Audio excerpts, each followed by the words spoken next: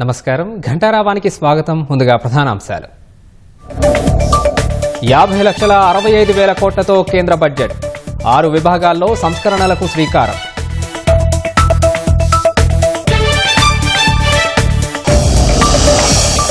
మధ్యతరగతి వేతన జీవులకు భారీ ఊరట. 12 లక్షల వరకు ఆదాయపు పన్ను మినహాయింపు.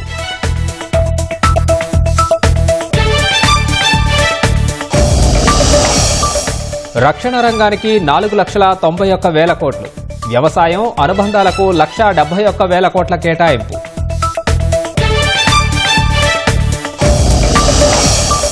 వచ్చే 3 ఏళ్లలో జిల్లా ఆసుపత్రుల్లో డే కేర్ క్యాన్సర్ సెంటర్లు. 36 ఔషధాలపై దిగుమతి సుంకం రద్దు.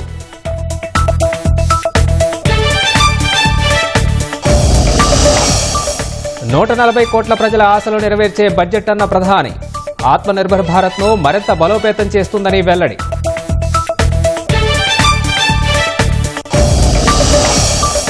బడ్జెట్లో తెలంగాణకు తీరని అన్యాయం చేశారన్న కాంగ్రెస్.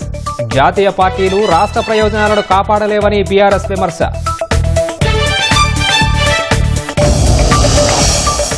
ఛత్తీస్గఢ్ బీజాపూర్ జిల్లాలో భారీ ఎన్కౌంటర్. ఎదురుకాల్పుల్లో 8 మంది మావోయిస్టుల హతం.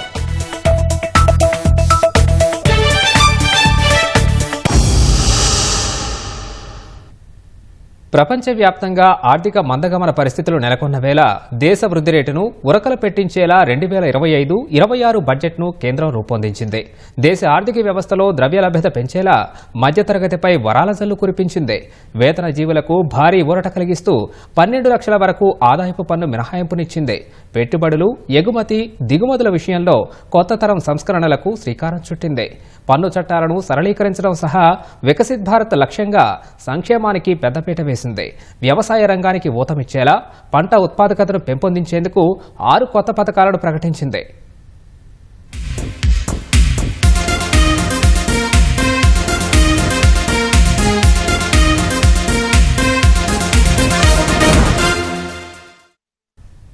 పేదలు, యువత, రైతులు, మహిళల పురోభివృద్ధి లక్ష్యంగా కేంద్రం 2025-26 బడ్జెట్ను పార్లమెంటు ముందు ఉంచింది.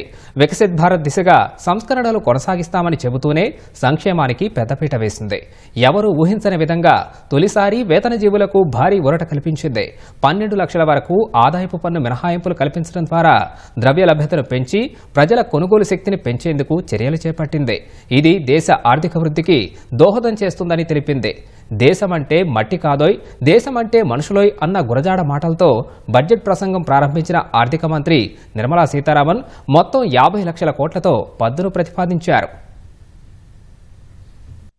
కేంద్ర ఆర్థిక మంత్రి నిర్మలా సీతారామన్ వరుసగా 8వసారి కేంద్ర బడ్జెట్ను పార్లమెంట్లో ప్రవేశపెట్టారు. అభివృద్ధికి, సంక్షేమానికి పెద్దపీట వేస్తూ 2025-26 ఆర్థిక సంవత్సరానికి సమతుల్య బడ్జెట్ను ప్రవేశపెట్టారు. పన్నులు, పట్టణాభివృద్ధి, మైనింగ్, ఆర్థిక రంగం, విద్యుత్ నియంత్రిత విధానాల్లో సంస్కరణలు తెస్తామని ప్రకటించారు. మొత్తంగా 50,65,345 కోట్లతో సీతారామన్ నూతన పద్దును ప్రవేశపెట్టారు. రెవెన్యూ ఆదాయం 34,20,409 కోట్లు వస్తుందని ప్రతిపాదించారు. మూలధన ఆదాయం 16,44,936 కోట్లు ఉంటుందని అంచనా వేశారు. రుణ వసూళ్ల ద్వారా 29,000 కోట్లు, ఇతర ఆదాయం 47,000 కోట్లు, అప్పులు, ఇతర రుణాల ద్వారా 15,68,936 కోట్లు సమకూర్చుకుంటామని ప్రతిపాదించారు. మొత్తం వ్యయాన్ని 50,65,345 కోట్లుగా ఆర్థిక మంత్రి ప్రతిపాదించారు. రెవెన్యూ వ్యయం 39,44,255 కోట్లు ఉంటుందని అంచనా వేశారు. వడ్డీలకు, చెల్లింపులకు 12,76,338 కోట్లు ఖర్చు చేయాల్సి ఉంటుందని తెలిపారు. మూలధన ఆస్తులపై గ్రాంట్స్ ఇన్ ఎయిడ్ కింద 4,27,192 కోట్లు ఖర్చు చేయాల్సి ఉంటుందని వివరించారు. మూలధన వ్యయం 11,21,090 కోట్లుగా ప్రతిపాదించారు. రెవెన్యూ లోటు 5,23,846 కోట్లు ఉంటుందని తెలిపారు. ద్రవ్యలోటు 15,68,936 కోట్లు ఉంటుందని అంచనా వేశారు. కేంద్ర ప్రభుత్వ రాబడులకు సంబంధించి ప్రతి రూపాయిలో అప్పుల ద్వారా 24 పైసలు, జీఎస్టీ వసూలు వసూళ్లు 18 పైసలు, కార్పొరేట్ పన్నులు 17 పైసలు, ఆదాయపు పన్ను ద్వారా 22 పైసలు, కస్టమ్స్ పన్ను రూపంలో 4 పైసలు, కేంద్ర ఎక్సైజ్ పన్ను ద్వారా 5 పైసలు వస్తుందని తెలిపారు. పన్నేతర ఆదాయం 9 పైసలు, రుణేతర మూలధన ఆదాయం 1 పైసా రానుందని వివరించారు. వ్యయంలో పన్నుల్లో రాష్ట్రాల వాటా డ్యూటీల కింద 22 పైసలు, వడ్డీ చెల్లింపులకు 20 పైసలు, కేంద్ర పథకాలకు 16 పైసలు పోతుందని చెప్పారు. రక్షణ రంగానికి 8 పైసలు, మేజర్ రాయితీలకు 6 పైసలు, ఫైనాన్స్ కమిషన్ ఇతర బదిలీలు 8 పైసలుంటాయని తెలిపారు. కేంద్ర ప్రాయోజిత పథకాలకు 8 పైసలు, ఇతర ఖర్చులు 8 పైసలు, పెన్షన్లకు 4 పైసలు ఖర్చవుతోందని ఆర్థిక మంత్రి వివరించారు. పేదలు, యువత, రైతులు, మహిళల పురోభివృద్ధి లక్ష్యంగా బడ్జెట్ రూపొందించినట్లు తెలిపారు. This budget, the proposed development measures span 10 broad areas focusing on Garib, youth, Annadata and Nari, spurring agricultural growth and productivity, building rural prosperity and resilience, taking everyone together on an inclusive growth path, boosting manufacturing and furthering Make in India, supporting MSMEs, enabling employment-led development, investing in people, economy and innovation, securing energy supplies, promoting exports and nurturing innovation. For this journey of development, our four powerful engines are agriculture, MSME, investments and exports. కేంద్ర పద్దులో అత్యధికంగా రక్షణ రంగానికి 4,91,732 కోట్లు కేటాయించిన ఆర్థిక మంత్రి గ్రామీణాభివృద్ధికి 2,66,817 కోట్లు, హోంశాఖకు 2,33,211 కోట్లు, వ్యవసాయం అనుబంధ రంగాలకు 1,71,437 కోట్లు, విద్యా రంగానికి 1,28,650 కోట్లు, ఆరోగ్య రంగానికి 98,311 కోట్లు కేటాయించారు. పట్టణాభివృద్ధికి 96,777 కోట్లు, ఐటీ, టెలికాం రంగాలకు 95,298 కోట్లు, ఇంధన రంగానికి 81,174 కోట్లు, వాణిజ్యం, పారిశ్రామిక రంగాలకు 65,553 కోట్లు, సంక్షేమ రంగానికి 60,052 కోట్లు, శాస్త్ర సాంకేతిక రంగానికి 55,679 కోట్లు కేటాయించినట్లు ఆర్థిక మంత్రి తెలిపారు. ఆదాయపు పన్ను మినహాయింపు కోసం ఎదురుచూస్తున్న వేతన జీవులకు మోదీ సర్కార్ భారీ ఊరట కల్పించింది. కొత్త పన్ను విధానంలో ఏకంగా 12 లక్షల ఆదాయం వరకు పన్ను మినహాయింపులు కల్పించింది. తద్వారా పాత పన్ను విధానం నుంచి అందరూ కొత్త పన్ను విధానంలోకి వచ్చేలా ఆకర్షణీయంగా మార్చింది. దేశంలో పన్ను చెల్లించే వారికి కేంద్రంలోని మోదీ సర్కార్ తీపి కబురు చెప్పింది. వేతన జీవులంతా ఆశగా ఎదురుచూసే పన్ను మినహాయింపులను భారీగా పెంచి అందరినీ ఆశ్చర్యపరిచింది. కొత్త పన్ను విధానంలో స్టాండర్డ్ డిడక్షన్తో కలుపుకుని 12.75 లక్షల వరకు పన్ను కట్టక్కర్లేదని కేంద్ర ఆర్థిక మంత్రి నిర్మలా సీతారామన్ ప్రకటించారు. తద్వారా పాత పన్ను విధానంతో పోలిస్తే కొత్త పన్ను విధానాన్ని అత్యంత ఆకర్షణీయంగా మార్చారు. ఆదాయపు పన్ను తగ్గించడం ద్వారా మధ్యతరగతి చేతికి డబ్బులు అందేలా చేసి వారు స్వేచ్ఛగా ఖర్చు చేసేలా చేయడమే తమ ఉద్దేశ్యమని స్పష్టం చేశారు. కొత్త పన్ను విధానంలో 12 లక్షల వరకు ఆదాయం ఉన్నవారు తమ ఆదాయంపై ఎలాంటి పన్నును చెల్లించాల్సిన అవసరం లేదని ఆర్థిక మంత్రి స్పష్టం చేశారు. ఇదే సమయంలో 12 లక్షలకు మించి ఆదాయాన్ని ఆర్జించేవారు ప్రతిపాదిత స్లాబ్ల ప్రకారం 4 లక్షల వరకు ఎలాంటి పన్ను చెల్లించాల్సిన అవసరం లేదు.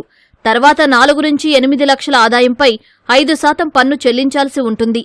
8 నుంచి 12 లక్షల ఆదాయంపై 10%, 12 నుంచి 16 లక్షల ఆదాయంపై 15%, 16 నుంచి 20 లక్షల ఆదాయంపై 20% పన్ను కట్టాలి. 20 నుంచి 24 లక్షల ఆదాయంపై 25%, 24 లక్షలకు మించిన ఆదాయంపై 30% పన్ను చెల్లించాల్సి ఉంటుందని ఆర్థిక మంత్రి తన ప్రసంగంలో వివరించారు. I am now happy to announce that there will be no income tax payable up to income of 12 lakh rupees. Slabs and rates are being changed across the board to benefit all taxpayers.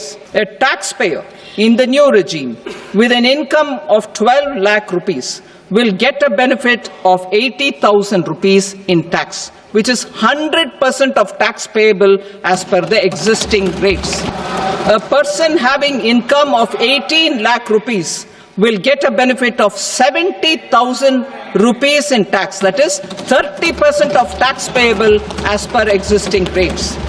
A person with an income of 25 lakh gets a benefit of 1,10,000 rupees, that is 25% of his tax payable as per existing rates. ఆదాయ పన్ను విధానంలో సంస్కరణలు తేనున్నట్లు తెలిపిన ఆర్థిక మంత్రి వచ్చే వారం ఆదాయ పన్నుపై బిల్లు తేనున్నట్లు తెలిపారు. ప్రస్తుత ఆదాయ పన్ను నిబంధనల్లో సగానికి తగ్గిస్తామన్న మంత్రి టీడీఎస్, టీసీఎస్ ను క్రమబద్దీకరిస్తామని వివరించారు. ఈ సందర్భంగా వృద్ధులకు ఆర్థిక మంత్రి ఉపశమనం కల్పించారు.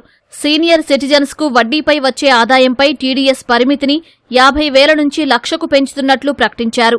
అద్దెలపై వచ్చే ఆదాయంపై టీడీఎస్ మినహాయింపు పరిమితిని 2.4 లక్షల నుంచి 6 లక్షలకు పెంచుతున్నట్లు వివరించారు. ఐటీ రిటర్నుల సమర్పణకు గడువును పెంచారు.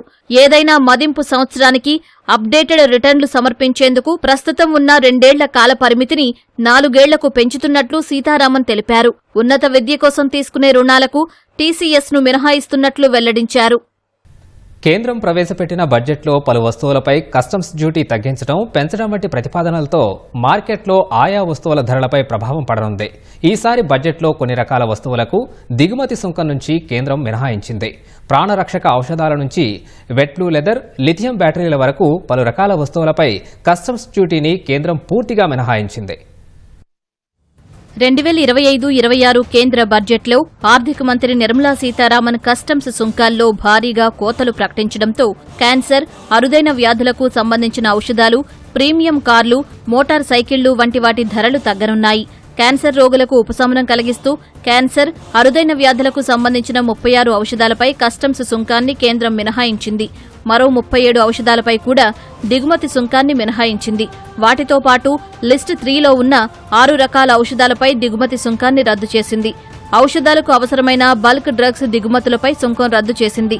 దీంతో ఆయా ఔషధాల ధరలు తగ్గనున్నాయి.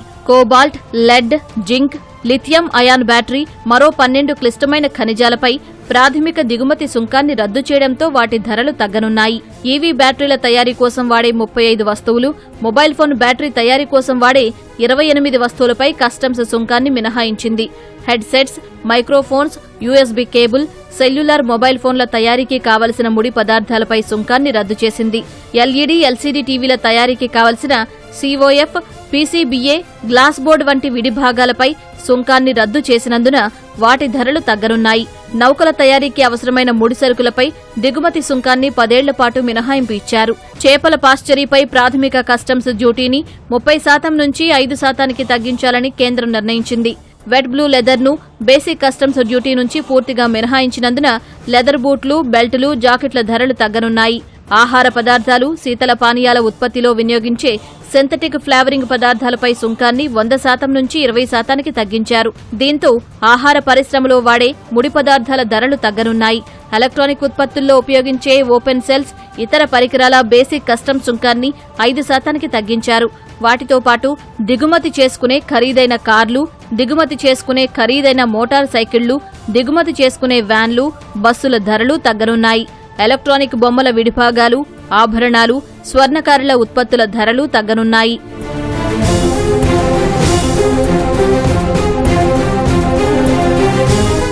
ఇంటరాక్టివ్ ఫ్లాట్ ప్యానెల్ డిస్ప్లేపై కస్టమ్స్ సుంకాన్ని 10% నుంచి 20%కి కేంద్రం పెంచింది. దేశీయ టెక్స్టైల్ ఉత్పత్తులను ప్రోత్సహించేందుకు అల్లికల ఫ్యాబ్రిక్పై కస్టమ్స్ సుంకాన్ని 10% నుంచి 20%కి పెంచారు.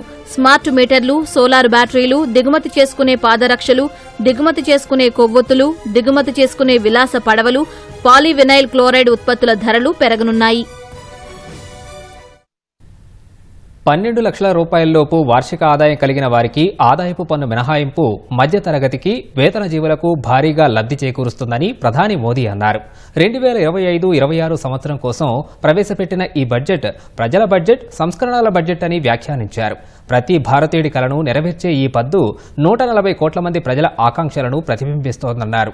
అన్ని రంగాల్లోనూ ఉపాధి కల్పనకు బడ్జెట్లో ప్రాధాన్యత ఇచ్చినట్లు పేర్కొన్నారు. హోటళ్ల నిర్మాణాన్ని మౌలిక సదుపాయాల పరిగణలోకి తేవడం వల్ల పర్యాటకం వృద్ధి చెంది ఆతిథ్య రంగం విస్తరిస్తుందని మోదీ వివరించారు. పెట్టుబడులు, వినియోగం వృద్ధిని ఈ పద్దు రెట్టింపు చేస్తుందన్నారు. ఈ బడ్జెట్ వల్ల వ్యవసాయ రంగంతో పాటు గ్రామీణ ఆర్థిక వ్యవస్థలో విప్లవాత్మక మార్పులొస్తాయని మోదీ వివరించారు. తయారీ రంగాన్ని బలోపేతం చేసే ఈ పద్దుతో మన ఉత్పత్తులు ప్రపంచవ్యాప్తంగా విస్తరిస్తాయన్నారు.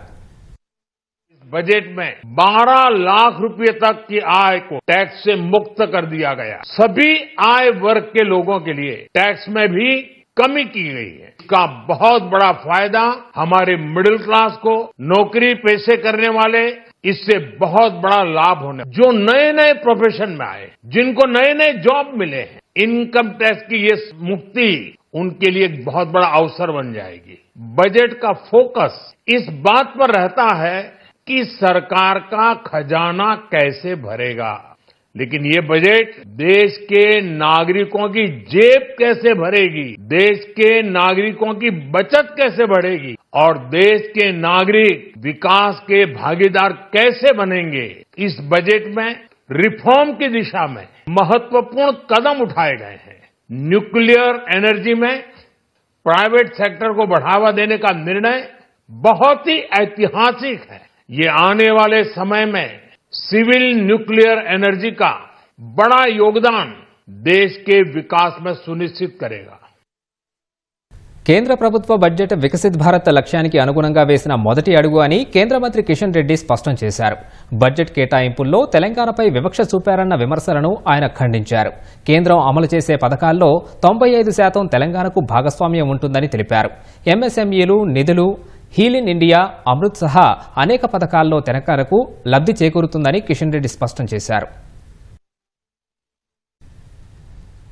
కేంద్రం మరోసారి బడ్జెట్తో ప్రజలను మోసం చేసేందుకు యత్నించిందని కాంగ్రెస్ అధ్యక్షుడు మల్లికార్జున ఖర్గే విమర్శించారు. గత 10 ఏళ్లలో 54 లక్షల కోట్లను మధ్యతరగతి నుంచి వసూలు చేసిన ప్రధాని మోదీ ఇప్పుడు 12 లక్షల వరకు వార్షిక ఆదాయం గల వారికి పన్ను మినహాయింపు ఇచ్చారని ఎక్స్లో రాసుకొచ్చారు. దేశమంతా ద్రవ్యోల్బణం, నిరుద్యోగంతో సతమతమవుతుంటే కేంద్రం స్వీయ ప్రశంసలకే పరిమితమైందని ఖర్గే ఆరోపించారు. బడ్జెట్తో యువత, మహిళలకు ఒరిగిందేమీ లేదన్న ఖర్గే రైతుల ఆదాయం రెట్టింపు చేసేందుకు రోడ్ మ్యాప్, వ్యవసాయ ఇన్పుట్లపై జీఎస్టీ రేట్లలో రాయితీలు ఏవని ప్రశ్నించారు. దళిత, గిరిజన, బీసీ, పేద, మైనారిటీల పిల్లల ఆరోగ్యం, విద్య, స్కాలర్షిప్ల కోసం ప్రణాళిక చేయలేదన్నారు. ఎగుమతి సుంకాలపై కొన్ని మిడిమిడి మాటలు చెప్పి కేంద్రం వైఫల్యాలను దాచిపెట్టారన్నారు. కేంద్ర బడ్జెట్ బుల్లెట్ గాయాలకు బ్యాండేడ్ వంటిదని లోక్సభ విపక్ష నేత రాహుల్ గాంధీ అభివర్ణించారు. కేంద్ర ప్రభుత్వ ఆలోచనలు దివాలా తీసినట్లు చెప్పారు. ప్రపంచంలో అనిశ్చితి నెలకొన్న వేళ దేశ ఆర్థిక సంక్షోభాన్ని పరిష్కరించేందుకు మార్పులు అవసరమని ఎక్స్లో రాసుకొచ్చారు. బీహార్కు మోదీ ప్రభుత్వం బొనాంజా ఇచ్చిందని అంతకుముందు తెలిపిన కాంగ్రెస్ పార్టీ ఎన్డీఏకు మరో మూలస్తంభమైన ఆంధ్రప్రదేశ్ను కేంద్రం క్రూరంగా విస్మరించినట్లు కనపడుతోందని దుయ్యబట్టింది. కేంద్ర బడ్జెట్తో పాటు రాష్ట్ర బడ్జెట్ సంబంధిత అంశాలపై ముఖ్యమంత్రి రేవంత్ రెడ్డి సమీక్ష సుదీర్ఘంగా కొనసాగుతోంది. ఉప ముఖ్యమంత్రి మల్లు భట్టి విక్రమార్క, మంత్రులు, ఆర్థిక శాఖ అధికారులతో కమాండ్ కంట్రోల్ సెంటర్లో ముఖ్యమంత్రి సమావేశమయ్యారు. కేంద్ర బడ్జెట్ ప్రవేశపెట్టిన నేపథ్యంలో అందుకు సంబంధించిన అంశాలపై చర్చిస్తున్నారు. కేంద్ర బడ్జెట్ ద్వారా రాష్ట్రానికి వచ్చే నిధులు, నష్టంపై ఆయా రంగాల వారీగా మంత్రివర్గం అధ్యయనం చేస్తోంది. కేంద్రం నుంచి వచ్చే అవకాశం ఉన్న నిధుల విషయంలో స్పష్టత వచ్చినందున రాష్ట్ర బడ్జెట్ రూపకల్పన, ప్రణాళికపై సీఎం, మంత్రులు, అధికారులు సమాలోచనలు చేస్తున్నారు. వివిధ శాఖలకు బడ్జెట్ అవసరాలు, నిధుల సర్దుబాటుకు చేపట్టాల్సిన చర్యలపై సమావేశంలో చర్చిస్తున్నారు. కేంద్ర బడ్జెట్లో తెలంగాణకు తీరని అన్యాయం చేశారని మంత్రి శ్రీధర్బాబు వ్యాఖ్యానించారు. ఎన్నికలు జరిగే ఎన్డీఏ పార్టీ రాష్ట్రాలకే నిధులు ఇచ్చారన్నారు. కేంద్ర జీడీపీలో రాష్ట్ర వాటా 5%గా ఉన్నా ఆ మేరకు నిధులివ్వలేదని తెలిపారు. రాష్ట్రంపై చిన్నచూపు చూడడానికి రాజకీయ కారణాలే కారణమని, బీజేపీకి 8 మంది ఎంపీలున్నా రాష్ట్రానికి ద్రోహమే జరిగిందని విమర్శించారు. ప్రధాని, కేంద్ర మంత్రులను సీఎం, డిప్యూటీ సీఎం ఎన్నోసార్లు కలిసినా న్యాయం జరగలేదన్నారు. మెట్రో విస్తరణకు నిధులడిగినా, మూసీ పునరుజ్జీవం కోసం 4,000 కోట్లు కోరినా రూపాయి కూడా ఇవ్వలేదన్నారు. IIT, IIM, triple IT, Navodaya, Sainik schools అడిగితే పట్టించుకోలేదని, కొత్త విమానాశ్రయాలకు నిధులు కోరినా ఇవ్వలేదని శ్రీధర్బాబు తెలిపారు. కేంద్రం ప్రవేశపెట్టిన బడ్జెట్ ఎన్నికలు జరిగే రాష్ట్రాలకు సంబంధించిన మేనిఫెస్టోలా ఉందని రాష్ట్ర కాంగ్రెస్ ఎంపీలు ఢిల్లీలో విమర్శించారు. జాతీయ పార్టీలు ఎప్పటికీ తెలంగాణ ప్రజల్ని కాపాడలేవని మరోసారి కేంద్ర బడ్జెట్తో రుజువైందని బీఆర్ఎస్ కార్యనిర్వాహక అధ్యక్షుడు కేటీఆర్ అన్నారు. 2 పార్టీల నుంచి చెరో 8 మంది ఎంపీలను గెలిపించి పార్లమెంటుకు పంపిస్తే కేంద్ర బడ్జెట్లో తెలంగాణకు తెచ్చింది అక్షరాల గుండు సున్నా అని మండిపడ్డారు. ముఖ్యమంత్రిగా రాష్ట్ర ప్రయోజనాల్ని కాపాడాల్సిన రేవంత్ రెడ్డి బీజేపీతో చీకటి ఒప్పందాలు చేసుకోవడం వల్ల ఈ పరిస్థితి దాపురించిందని ఆరోపించారు. వరుసగా రెండో ఏడాది తెలంగాణకు చిల్లిగవ్వ కూడా తీసుకురాలేకపోయిన రాష్ట్రానికి చెందిన కేంద్ర మంత్రులు సీఎం రేవంత్ రెడ్డి, కాంగ్రెస్, బీజేపీ ఎంపీలు తెలంగాణ సమాజానికి క్షమాపణలు చెప్పాలని కేటీఆర్ డిమాండ్ చేశారు. పార్లమెంట్లో ప్రాంతీయ పార్టీలకు బలమున్న బీహార్, ఆంధ్రప్రదేశ్ వంటి రాష్ట్రాలకు దక్కిన ప్రాధాన్యాన్ని గుర్తించాలన్నారు. బడ్జెట్ అన్ని రాష్ట్రాలకు కాకుండా కొన్ని రాష్ట్రాలకు అన్నట్లుగా ఉందని మాజీ మంత్రి హరీష్ రావు విమర్శించారు. మూసీ పునరుజ్జీవంలో భాగంగా నదీ గర్భంలో నివసిస్తున్న నిర్వాసితులను ఆదుకునేందుకు ప్రభుత్వం ముందుకొచ్చింది. ఇప్పటికే కొంతమందిని నదీ గర్భం నుంచి తరలించి సమీపంలో 2 పడక గదుల ఇళ్లు కేటాయించింది. అయితే వారి తరలింపు ప్రక్రియ, నిర్వాసితుల తరలింపునకు అయ్యే రవాణా ఖర్చుల కోసం 35,50,00,000 మంజూరు చేస్తూ పురపాలక శాఖ ముఖ్య కార్యదర్శి దానకిషోర్ ఉత్తర్వులు జారీ చేశారు. నదీ గర్భంలో నివసిస్తున్న 15,000 కుటుంబాల తరలింపునకు ఒక్కో కుటుంబానికి 25,000 చొప్పున రవాణా ఖర్చులు ఇవ్వాలని నిర్ణయించింది. ఈ మేరకు ఆయా వివరాలను ఉత్తర్వుల్లో పేర్కొన్న ప్రభుత్వం హైదరాబాద్, రంగారెడ్డి, మేడ్చల్, మల్కాజ్గిరి కలెక్టర్లు అర్హులైన నిర్వాసితులను గుర్తించి వారికి ఆ సాయం అందించాలని ఉత్తర్వుల్లో ఆదేశించింది. హైదరాబాద్ రాజేంద్రనగర్లో ఫుట్పాత్లపై వెలసిన అక్రమ నిర్మాణాలపై జీహెచ్ఎంసీ అధికారులు ఉక్కుపాదం మోపారు. మైలార్దేవుపల్లి నుంచి బండ్లగూడ వరకు సుమారు 4 కిలోమీటర్ల మేర రోడ్డుకు ఇరువైపులా వెలసిన అక్రమ కట్టడాలను తొలగించారు. 225 అక్రమ కట్టడాలను తొలగించినట్లు జీహెచ్ఎంసీ అధికారులు తెలిపారు. ఫుట్పాత్లపై నిర్మాణాలుంటే దుకాణ సముదాయాలు సీజ్ చేస్తామని అధికారులు హెచ్చరించారు. త్వరలో అత్తాపూర్ చౌరస్తా నుంచి జనప్రియ వరకు, పీడీపీ చౌరస్తా నుంచి అత్తాపూర్ మూసీ బ్రిడ్జి వరకు వెలసిన కట్టడాలను కూల్చివేస్తామని తెలిపారు.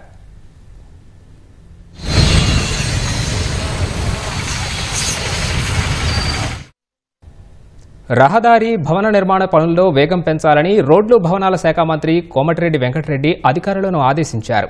పనుల్లో వేగం పెంచి ప్రగతి చూపిస్తేనే కేంద్రం నుంచి మరిన్ని నిధులు సాధించవచ్చని అధికారులకు మంత్రి దిశానిర్దేశం చేశారు.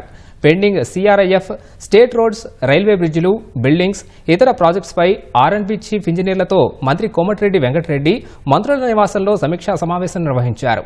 బడ్జెట్ నేపథ్యంలో అత్యవసరమున్న రహదారులపై ప్రత్యేక దృష్టి పెట్టాలని అధికారులను ఆదేశించారు.